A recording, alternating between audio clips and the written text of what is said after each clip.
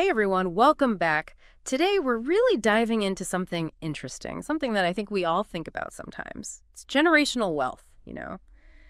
And how come so many families just can't seem to make it last? It's a question a lot of people are grappling with, that's for sure. Yeah, and to help us unpack this whole thing, we're turning to generational wealth. Why 90% of families fail to establish a lasting legacy. Great book. Yeah. And we've got a great duo behind it, too. We've got Antoinetta Proctor. She's all about the legal side of things, especially for wealthy families. Right. And then you've got Nicholas Charles. He's a financial expert. And the interesting thing about him, he's seen this generational wealth thing, kind of disappear firsthand, so he brings that personal experience to the table. Exactly. That's what makes their perspective so valuable, that combination of knowing the ins and outs, but also having lived through the ups and downs. Yeah, and speaking of ups and downs, let's be honest. That 90% statistic they hit us with right in the title, that's a bit daunting. 90% of families losing their wealth by the third generation. Makes you think, what are the odds, right? I know. It's almost like a gut punch when you hear that number, Like, is it even possible to beat those odds? Right. Have you heard that before, by the way? Oh, absolutely. It's almost like a common saying. But the thing is, it's not just some made-up figure. The research backs it up. Really? Oh, yeah. And here's where it gets interesting.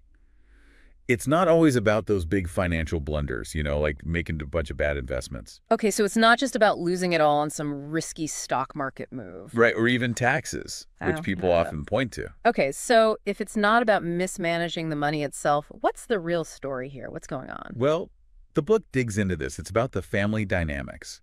It's how families interact, the decisions they make or don't make that really moves the needle. So it's like all the stuff that happens or doesn't happen around the dinner table that has just as much impact as what's happening with the money itself. You got it. And they use the Vanderbilt family as a prime example in the book. I mean, we're talking crazy wealth here, billions.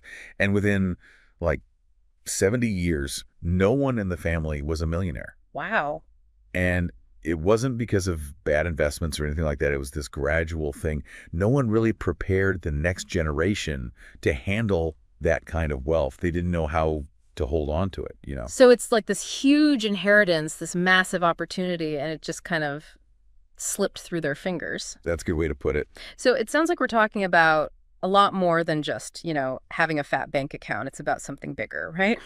So I got to ask, for the families that do make it last, that beat those 90% odds, what's their secret sauce? What are they doing differently? Well, that's the million-dollar question, isn't it? And the book really dives into that. They say it all comes down to communication. Communication. Okay, now that's interesting. Right. It's about being open, being honest, even when things get tough. Even when it's uncomfortable. Yeah, especially when it's uncomfortable. Communication, huh? I get it. But I got to say, when I hear generational wealth, I'm thinking spreadsheets, financial advisors, the whole 9 yards, not necessarily heart-to-hearts around the dinner table. Yeah, I feel you. It's easy to get caught up in the numbers. Right. But the authors, they make this really interesting distinction between like estate planning and legacy planning. Okay, so estate planning versus legacy planning, what's the difference? Help me out here. All right, so picture this. Estate planning. That's like building this super secure, like Fort Knox safe.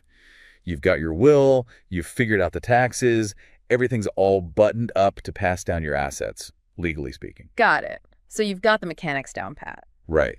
But then there's legacy planning. And that's not just about the safe, it's about what you put in it, right? It's about making sure those who inherit it not only know how to open it, but they understand why they'd even want to. Ooh, I like that. Because you could have all the money in the world, but if your kids, your grandkids, they don't get what it's for, what it represents. It's meaningless. It's meaningless. Exactly. They talk about this one family in the book. Super focused, like laser focused on those tax-efficient trusts and dodging estate taxes. And they did it. They nailed it, technically speaking.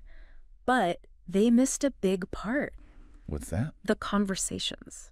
Like the real heart-to-hearts about their vision for the wealth, what they hoped it would do beyond their lifetime. They skipped that whole part. They were so busy with the X's and O's that they forgot about the human side of it. Exactly. And guess what? The next generation, they ended up blowing through a good chunk of it. Didn't have that sense of purpose tied to it, Wow. It's like you can have all the best intentions in the world, but if you don't actually pass down the why behind the wealth, like throwing darts in the dark. it can disappear. And that's kind of eye-opening because it makes you think, Even if you're not sitting on a billion-dollar fortune, have you really thought about what you want your wealth to achieve? It's a question we should all ask ourselves. What impact do you want to have? Yeah, and it ties directly to this whole family constitution idea that the authors are so passionate about. Okay, family constitution. I gotta admit, that sounds a little intense. Like, is my family supposed to be running a Fortune 500 company here? It's not as scary as it sounds. Okay, good. It's not about, like, legalese and all that. It's more about capturing your family's shared vision, defining roles, and outlining how you're going to make decisions together, especially about the wealth. So less like a corporate handbook, more like a family mission statement, maybe? Yeah, that's a great way to think about it. There's this example in the book about a family that set up a system for handling loans within the family for business ventures, kind of like their own little family bank. A family bank. That's kind of cool, actually. Right.